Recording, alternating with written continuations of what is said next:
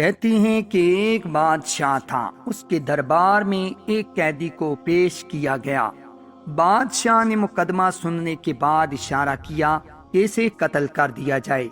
بادشاہ کے حکم پر جب پیادے اسے قتل گاہ کی طرف لے کے جانے لگے تو وہ شخص غصے سے بادشاہ کو برا بھلا کہنے لگا۔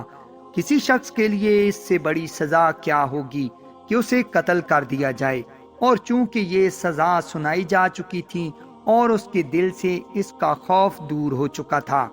بادشاہ نے جب دیکھا کہ وہ شخص کچھ کہہ رہا ہے تو اس نے اپنے وزیر سے پوچھا، یہ کیا کہہ رہا ہے؟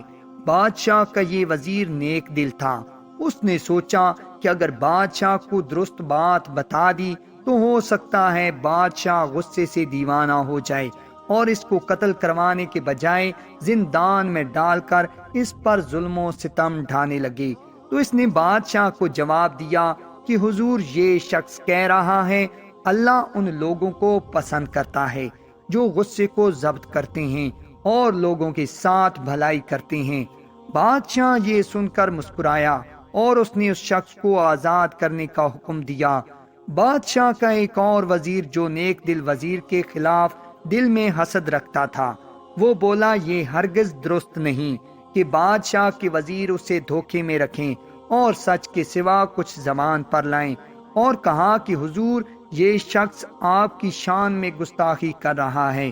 وزیر کی بات سن کر بادشاہ نے کہا، اے وزیر، تیرے اس سچ سے جس کی بنیاد بغض اور کینے پر ہے، اس سے تیرے بھائی کی غلط بیانی بہتر ہے۔ اس سے ایک شخص کی جان بچ گئی۔ یاد رکھ، اس سچ سے جس سے فساد پھیلتا ہو، اس سے ایسا جھوٹ بہتر ہے جس سے برائی دور ہونے کی امید ہو۔ وہ سچ جو فساد کا سبب ہو بہتر ہے وہ زبان پر نہ آئے۔ اچھا ہے وہ کذاب ایسے سچ سے جو فساد کی آگ بجھائے۔ بادشاہ کی بات سن کر فسادی وزیر شرمندہ ہوا۔ بادشاہ نے قیدی آزاد کرنے کا فیصلہ بحال رکھا اور اپنے وزیروں کو نصیحت کی کہ بادشاہ ہمیشہ اپنے وزیروں کے مشوروں پہ عمل کرتے ہیں۔ وزیروں کا فرض ہے ایسی باتیں منہ سے نہ نکالیں جس میں بھلائی کی امید نہ ہو۔ اس نے مزید کہا، یہ دنیاوی زندگی بہرحال ختم ہو جائے گی، کوئی بادشاہ ہو یا فقیر، اس کا انجام موت ہے۔ اس سے کوئی فرق نہیں پڑتا کہ روح تخت پر قبض کی جائے یا فرش پر۔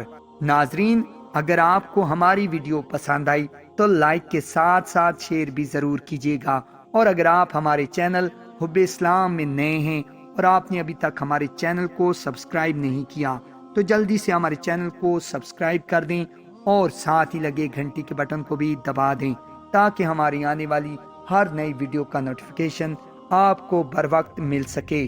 جزاک اللہ خیرا۔